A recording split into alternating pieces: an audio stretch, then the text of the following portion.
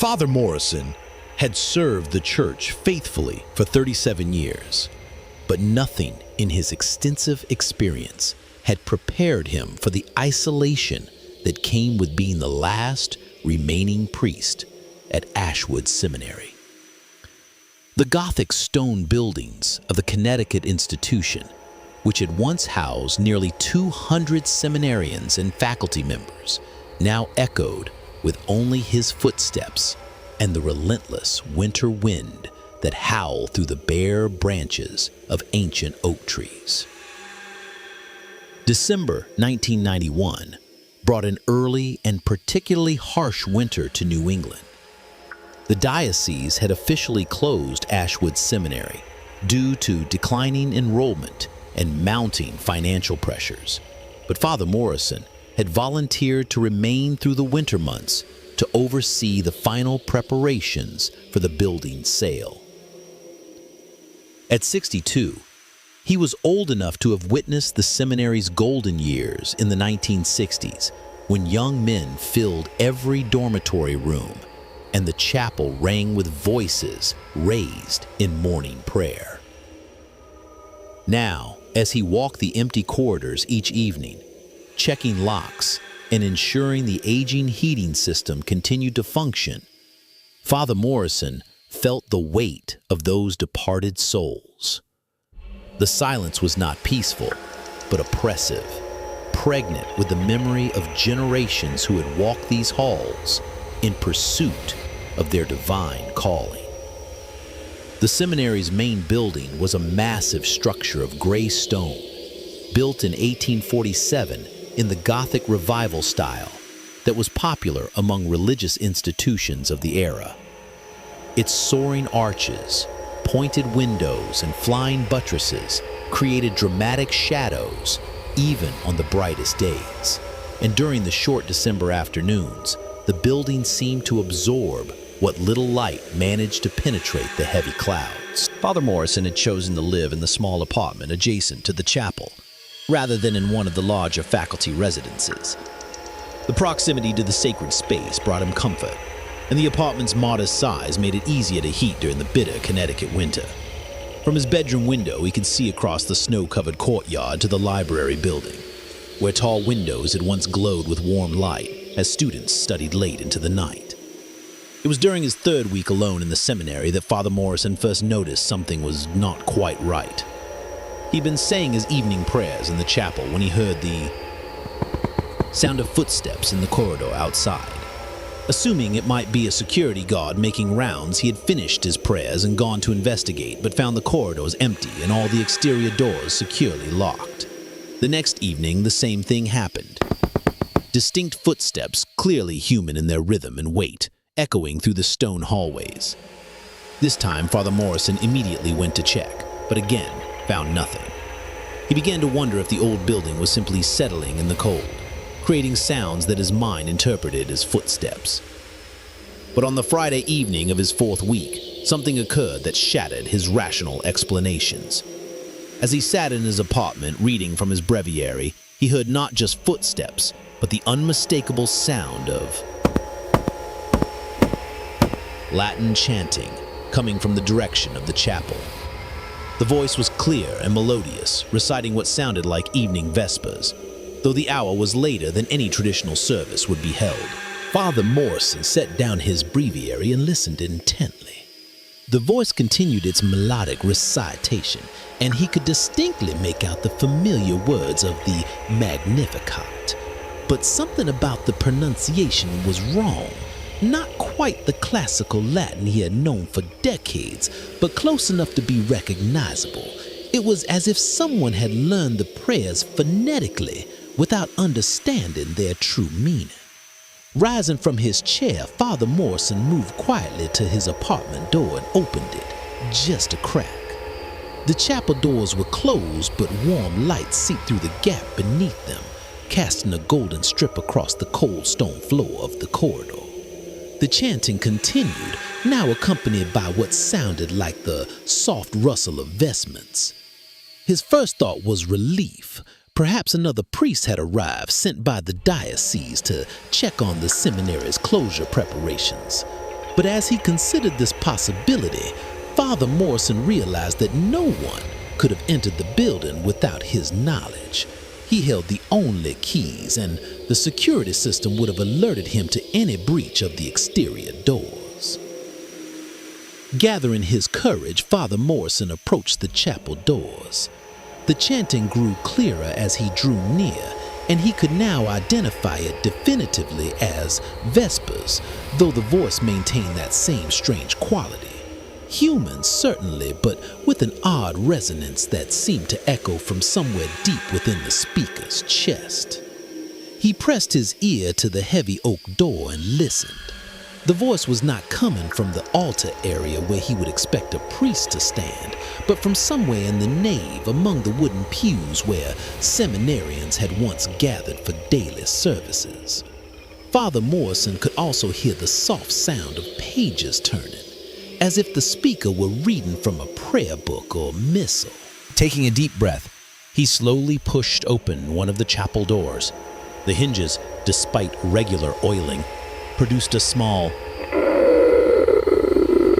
that seemed to echo through the sacred space. The chanting stopped immediately. Father Morrison peered into the chapel and saw exactly what he had expected, and yet something was terribly wrong. A figure in priestly vestments stood in the center aisle about halfway to the altar. The man appeared to be of average height and build, wearing the traditional black cassock and white collar that Father Morrison himself wore. From behind, he looked entirely normal, even familiar. But when the figure turned to face him, Father Morrison felt his blood run cold. The face was human in its basic structure: 2 eyes, a nose, a mouth. But the proportions were subtly incorrect. The eyes were perhaps a fraction too large for the face, and they reflected the candlelight with an intensity that seemed almost metallic. The mouth, when it smiled in greeting, revealed teeth that were too white and too perfectly aligned, like porcelain fixtures rather than natural enamel. "Good evening, Father Morrison," the figure said, and its voice was exactly what Father Morrison had heard from outside. Melodious, but wrong, as if the vocal cords that produced it were not quite human in their construction. Father Morrison found himself unable to speak for several seconds, his mind struggling to process what he was seeing. The figure before him maintained its smile, that awful, too perfect smile, and tilted its head in a gesture that might have seemed friendly under normal circumstances. But there was something in the movement that reminded Father Morrison of a predator studying its prey. "I hope I'm not disturbing your evening prayers," the figure continued, its voice carrying that same unsettling quality. "I thought I might join you for Vespers. It's been so long since this chapel has heard proper worship." Father Morrison finally found his voice, though it came out as barely more than a whisper. "Who are you? How did you get in here?" The figure's smile widened, revealing even more of those impossibly perfect teeth. "Oh, Father, surely you recognize a fellow servant of the Lord when you see one. I am Father." It paused, as if accessing some internal file. "Father Michael. I was assigned to assist with the seminary's closure." But even as it spoke, Father Morrison noticed details that made his skin crawl. The figure's cassock, while appearing correct from a distance, was wrong in subtle ways. The buttons were arranged slightly differently than church regulations required, and the fabric seemed to move with a life of its own, rippling without any wind to disturb it. Most disturbing of all, Father Morrison realized that despite the numerous candles burning throughout the chapel, the figure cast no shadow on the stone floor. "I wasn't told about any assistance," Father Morrison said, trying to keep his voice steady. "Perhaps you should contact the diocese office in the morning to clarify your assignment." The thing that called itself Father Michael took a step closer, and Father Morrison caught a scent that made his stomach turn. Not exactly decay, but something organic and wrong, like flowers left too long in stagnant water. Oh, but Father Morrison, there's no need for such formalities. We have so much work to do here, you and I. So many souls who have passed through these halls. They leave impressions, you know, echoes, and some echoes can be quite persistent. As it spoke, Father Morrison began to notice other wrongness about the creature.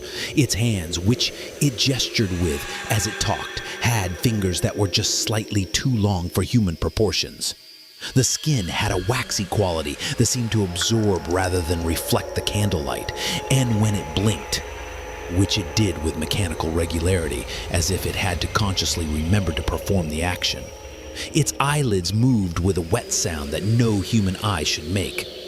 "I think you should leave," Father Morrison said, his hand moving instinctively to the crucifix that hung around his neck. "This is consecrated ground and you are not welcome here." The smile never left the creature's face, but something changed in its two large eyes. They seemed to grow darker, and for just a moment Father Morrison thought he saw something moving in their depths, not quite like reflections, but as if tiny shapes were swimming in black water. "Leave."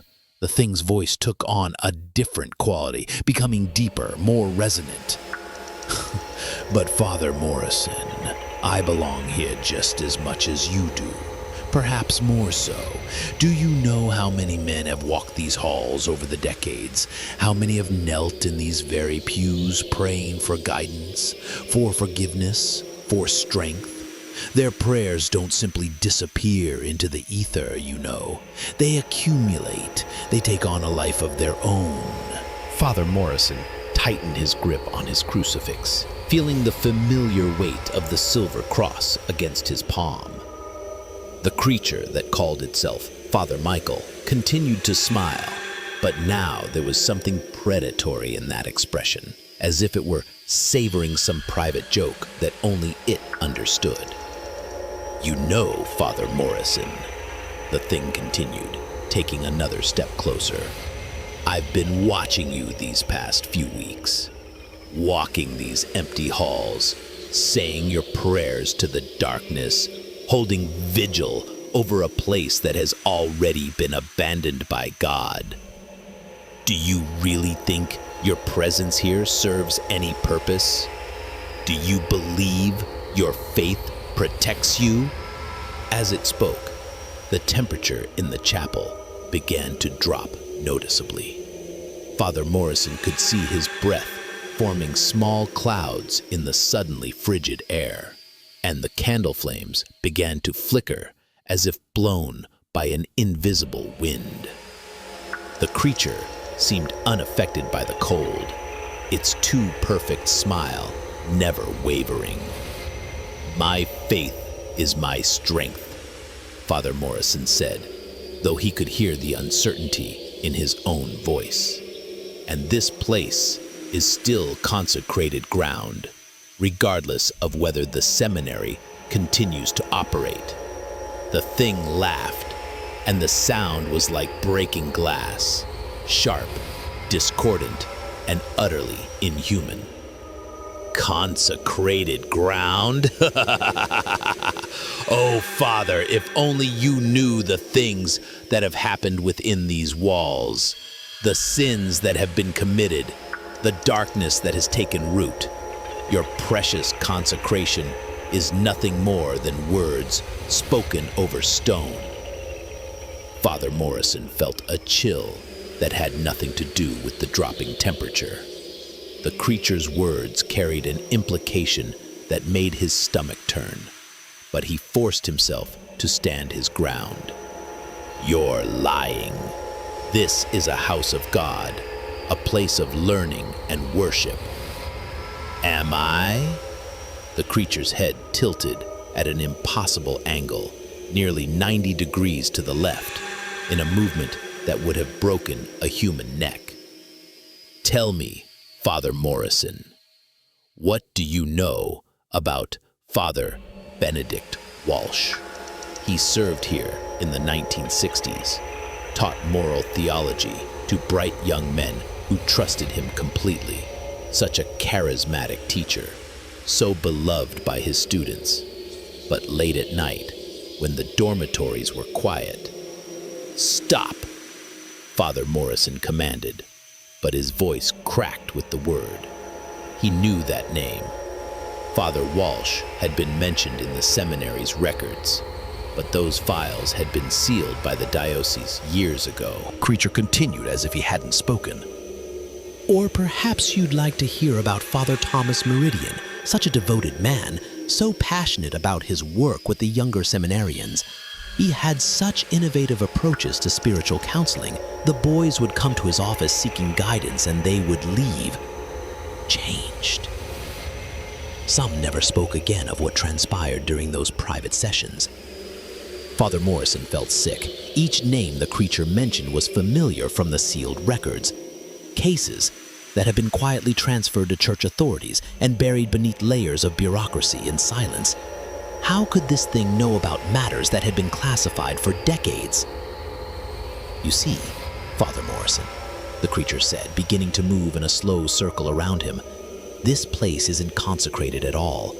It's contaminated, tainted by the very men who are supposed to represent God's love and mercy. Their sins have seeped into the stones themselves, and now—" It paused directly behind Father Morrison, and he could feel its presence like ice against his back. Now those sins have taken on a life of their own. Father Morrison spun around to face the creature, raising his crucifix before him like a weapon. "In the name of Jesus Christ, I command you to leave this place." The thing looked at the cross with something that might have been amusement. "Oh, Father, that might work if this truly were hallowed ground. But you can't consecrate a foundation built on corruption. You can't bless what has already been damned." The creature reached out with one of its unnaturally long fingers and touched the tip of Father Morrison's crucifix. The moment its skin made contact with the blessed silver, a sound like sizzling bacon filled the chapel, accompanied by the acrid smell of burning flesh. But instead of recoiling in pain as Father Morrison expected, the thing merely smiled wider, revealing even more of those perfect, inhuman teeth. "You see?" it said, conversationally, as if the burning of its flesh was merely an interesting observation. "Your symbols have power, but not here, not in this place where innocence was stolen and trust was betrayed. The very foundation of this building is built on lies, Father Morrison. Every prayer spoken within these walls has been tainted by the hypocrisy of those who came before."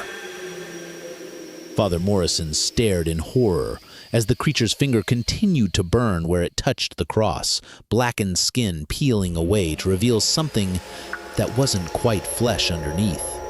Something that looked more like wet, dark wood or old leather. The smell was overwhelming, but the thing showed no signs of distress. "What are you?" Father Morrison whispered, his voice barely audible even in the profound silence of the chapel. The creature finally withdrew its finger from the crucifix and examined the burned digit with clinical interest.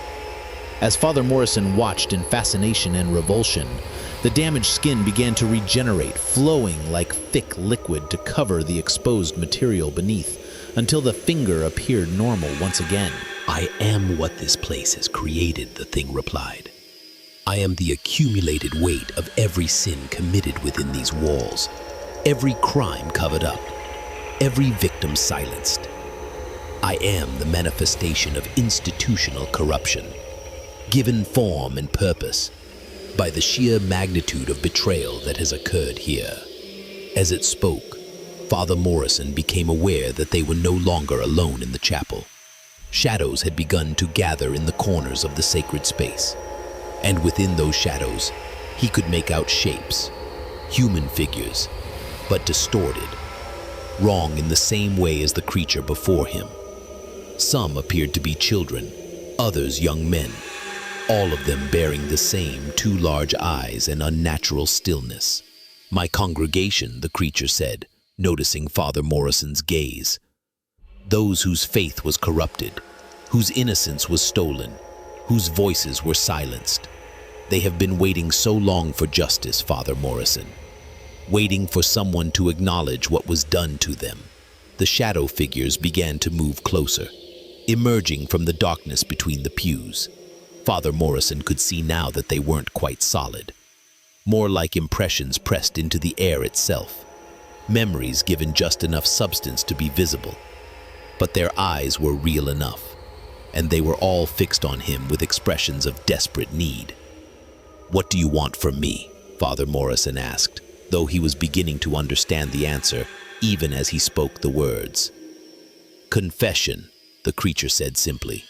"The church failed these souls, covered up their suffering, protected their abusers. You are the last priest in this place, Father Morrison.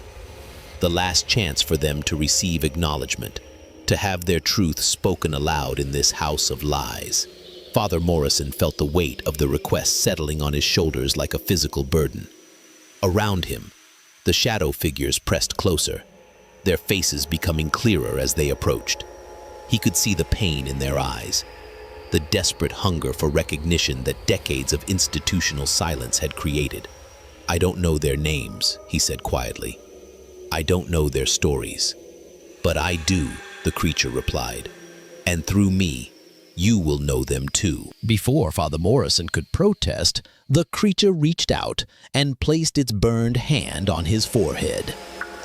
The touch was like ice against his skin, but worse than the cold was the sudden flood of images that poured into his mind.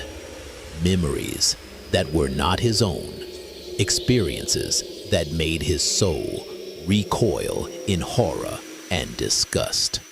He saw Father Benedict Walsh in his office, late at night, with a trembling boy of perhaps 13 years old.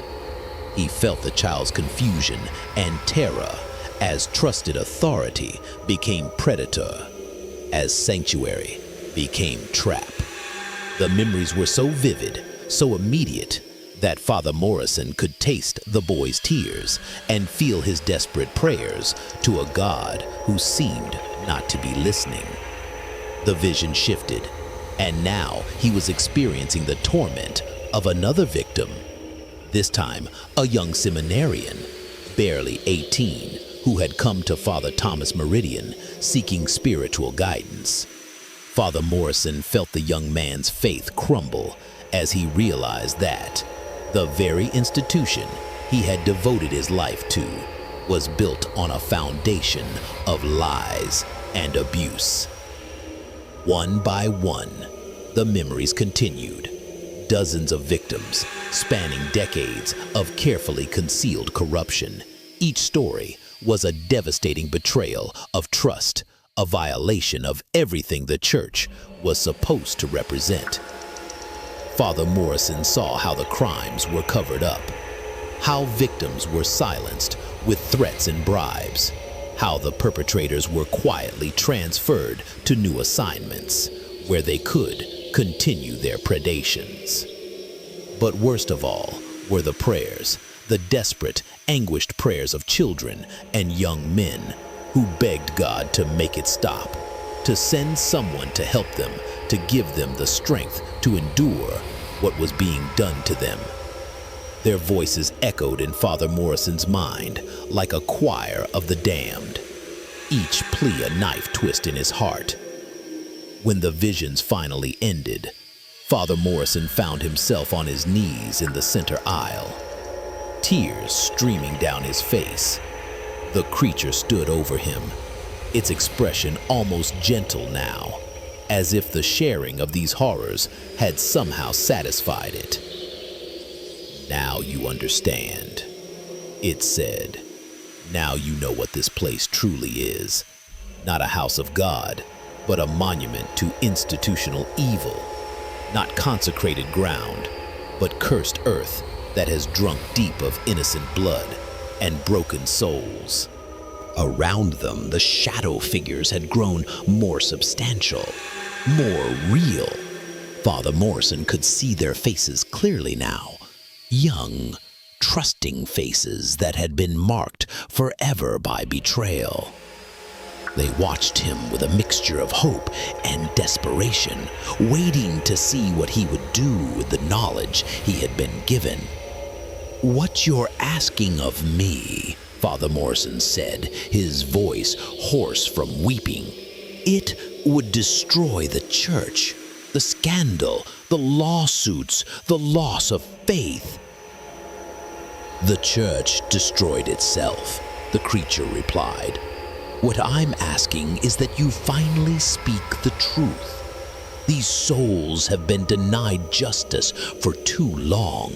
They deserve to have their stories heard, their suffering acknowledged." Father Morrison looked up at the shadow figures surrounding him. In their eyes, he saw not just pain, but also hope. The desperate hope that someone finally would speak for them. They had been silenced in life, their voices stolen by fear and shame and institutional power. But here, in this moment, they could be heard. "I don't have the authority," Father Morrison protested weakly. "I'm just one priest. Who would listen to me?" The creature smiled, and for the first time its expression seemed genuinely compassionate. "Authority comes not from position, Father Morrison, but from truth. These stories want to be told. They have been fighting to be heard for decades. All they need is a voice." Father Morrison closed his eyes and thought of his own faith, his own relationship with God. How could he serve a church that had permitted such horrors? How could he remain silent in the face of such overwhelming evidence of institutional evil? Father Morrison remained on his knees for what felt like hours, wrestling with the impossible choice before him. Around him, the shadow figures waited in silence, their eyes filled with a patience born of decades of denial. The creature that had called itself Father Michael stood motionless, as if understanding that this decision could not be rushed or forced. Finally, Father Morrison raised his head and looked directly at the entity. "If I do this," he said, "if I bear witness to their stories, what happens to them? What happens to this place?" The creature's smile was sad but genuine. "They find peace, Father Morrison. For the first time in decades, they find peace. And this place," it gestured to the chapel around them, "this place can finally be what it was meant to be. Truly consecrated ground, purified by truth rather than corrupted by lies." Father Morrison looked around at the faces surrounding him. So young, so full of hope, despite everything they had endured. He thought of his vows as a priest, his promise to serve God and protect the innocent. How could he continue to serve an institution that had so fundamentally failed in that sacred duty? "Tell me their names," he whispered. "Tell me their stories." The creature nodded and began to speak. As it did, the shadow figures stepped forward one by one, their forms becoming more solid, more real with each word spoken. Father Morrison listened to tale after tale of innocence betrayed, of trust violated, of young lives forever marked by the very men who should have protected them. He learned about Timothy Brennan, age 12, who had come to Father Walsh for help with his troubled home life, and instead found a different kind of nightmare. He heard about Michael Rossini, a promising young seminarian whose faith was shattered when he discovered that his spiritual director was using him for unspeakable purposes. There was David Chen, barely 14, who had tried to tell his parents what was happening, but was dismissed as a troubled child making up stories. With each name, each story, Father Morrison felt something breaking inside him. Not his faith in God, but his faith in the institution that claimed to represent him. These children, these young men had trusted the church with their souls, and they had been repaid with abuse, silence, and abandonment. As the creature finished speaking, the chapel filled with a sound unlike anything Father Morrison had ever heard. Not quite weeping, not quite singing, but something that combined elements of both.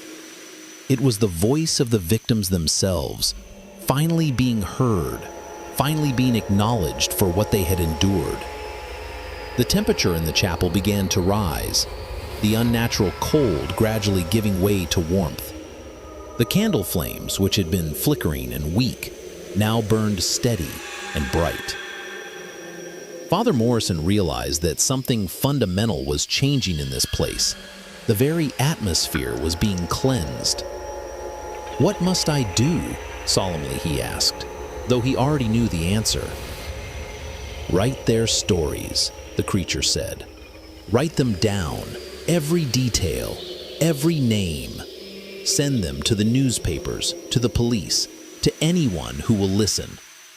Let the world know what happened here, what was allowed to happen. Let these souls finally have their day of judgment." Father Morrison stood slowly, his legs shaky from kneeling so long. He looked around the chapel one more time and saw that the shadow figures were beginning to fade, but their faces showed not despair, but relief. They were finally being released from their long vigil, their purpose fulfilled. "And you," softly, Father Morrison asked the creature, "what happens to you?" The entity that had called itself Father Michael looked down at its hands, which were beginning to lose their solid form. "I was born from their pain, Father Morrison.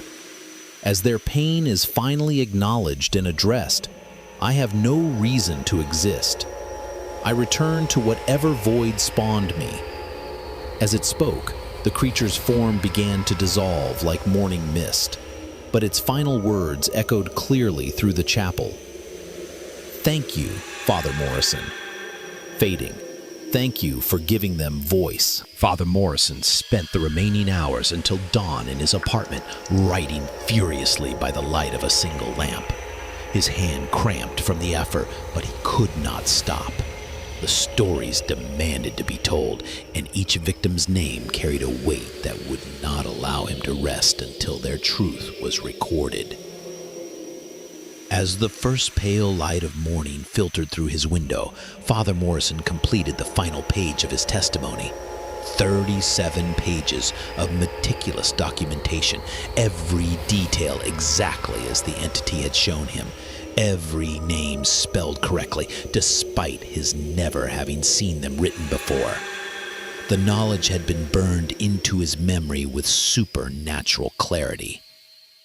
He sealed the pages in 3 separate envelopes, one addressed to the local police, one to the diocesan newspaper, and one to the Hartford Courant. Each envelope contained identical copies of his complete testimony, ensuring that even if one was intercepted or suppressed, the truth would still emerge. Father Morrison walked to the chapel one final time before leaving the seminary forever. The space felt different now, lighter, somehow purified. The oppressive atmosphere that had weighed on him for weeks was gone, replaced by something that felt genuinely sacred for the first time in decades. On the altar, he found something that made his breath catch in his throat. Scattered across the white marble surface were small objects, a toy soldier, a baseball card, a prayer book, a class ring, personal items that must have belonged to the victims, somehow manifested as a final testament to their existence. Father Morrison carefully gathered them into a small wooden box, understanding that these too were part of the story that needed to be told. As he prepared to leave, Father Morrison noticed that the stained glass windows seemed brighter, their colors more vivid than he remembered. The morning light streaming through them cast warm, peaceful patterns across the stone floor, patterns that seemed to dance with joy rather than the cold, stark shadows he had grown accustomed to. He locked the seminary doors behind him for the last time and drove directly to the Hartford police station. The detective who took his statement was skeptical at first, but the level of detail in Father Morrison's account, combined with his willingness to undergo any investigation, convinced them to take the matter seriously. By afternoon, the story had broken in the local newspaper. By evening, it was picked up by the national media. Within a week, investigators had uncovered a trail of documentation that corroborated every detail of Father Morrison's testimony. Files that had been sealed for decades were opened.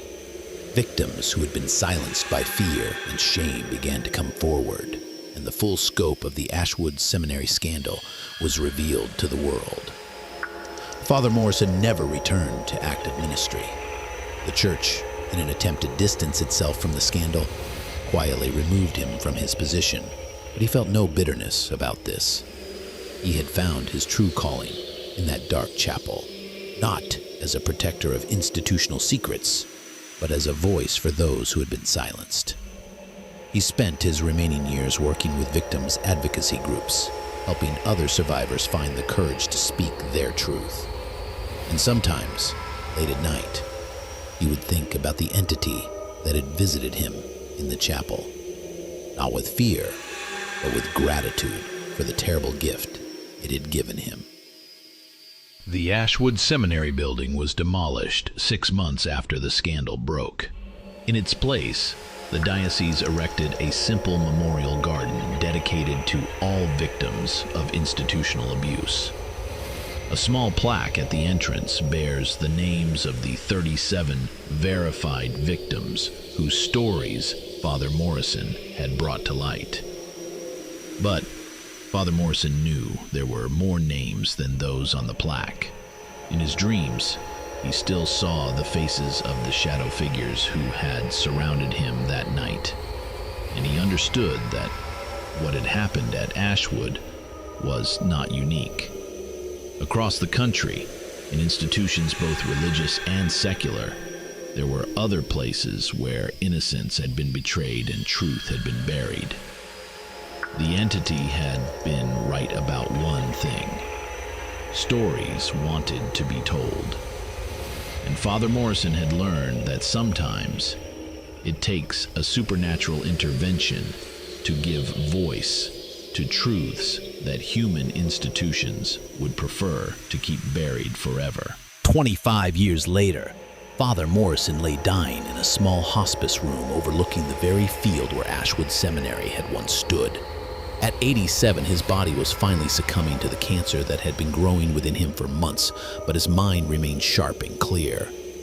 Through his window, he could see the memorial garden that had replaced the Gothic monstrosity of stone and secrets.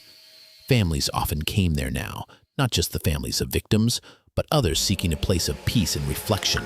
Children played among the flowering trees while their parents sat quietly on the simple wooden benches, finding solace in a space that had finally been cleansed of its dark history. As evening approached and the nurses made their final rounds, Father Morrison felt a familiar presence in the room. He turned his head slowly and was not surprised to see a figure standing in the corner. Not the terrifying entity from that long-ago night, but something peaceful, almost luminous. "You came," Father Morrison whispered, his voice barely audible. The figure stepped closer, and Father Morrison could see that it bore the faces of all those who had suffered at Ashwood, not twisted by pain and anger as they had been in the chapel, but serene, whole, finally at peace. They spoke with one voice, a gentle harmony that filled the small room with warmth. "We came to thank you, Father Morrison. Because of your courage, because of your willingness to speak our truth, we have found rest. The children who came after us were protected. The institution that failed us was forced to change." Father Morrison smiled weakly. "I only did what should have been done decades earlier. I only gave you the voice that was always rightfully yours. And in doing so," the collective spirit replied, "you found your own redemption. You proved that even within corrupted institutions, individual conscience can still triumph over institutional evil." As they spoke, Father Morrison felt his pain beginning to ebb away, the room filled with a gentle light that seemed to emanate from the spirit itself, and he understood that his time had come. "Are you afraid?" the spirit asked gently. Father Morrison considered the question carefully. "No," he said finally. "I served my true purpose. I spoke for those who could not speak for themselves. If that is how my story ends, then I am content." The spirit smiled, a collective expression of joy and gratitude that transcended individual faces. "Your story doesn't end here, Father Morrison. Stories like yours inspire others to speak truth to power, to choose conscience over convenience. You have become part of something larger than yourself." As Father Morrison closed his eyes for the final time, he felt himself surrounded by all those he had helped to free. Their voices joined together in a song of gratitude that echoed not just through the hospice room, but across time itself. A reminder that truth once spoken can never be completely silenced again. The memorial garden seemed to glow more brightly that night, as if lit by some inner fire. Visitors the next day reported an unusual sense of peace in the space, a feeling that justice had not only been served, but that the very ground itself had been healed. Father Morrison's funeral was attended by hundreds of survivors and their families. The eulogy spoke not of his years of traditional ministry, but of his courage in the face of institutional pressure, his willingness to sacrifice his career for the sake of truth, and his dedication to giving voice to the voiceless. On his gravestone, at his own request, were carved not the traditional religious phrases, but simply the names of the 37 victims whose stories he had brought to light, followed by the words, "Their truth shall make you free." And in the memorial garden, a new plaque was added, not just listing names, but carrying Father Morrison's final message to the world. Thoughtful, when institutions fail, individual conscience must not. Solemn, when power seeks to silence truth, ordinary people must choose to speak. Determined, when the vulnerable are betrayed, we must choose to be their voice. The entity that had once haunted Ashwood Seminary never appeared again. Its purpose had been fulfilled, its message delivered, its mission of justice complete. But its legacy lived on in every person who chose courage over comfort, truth over silence, and conscience over convenience.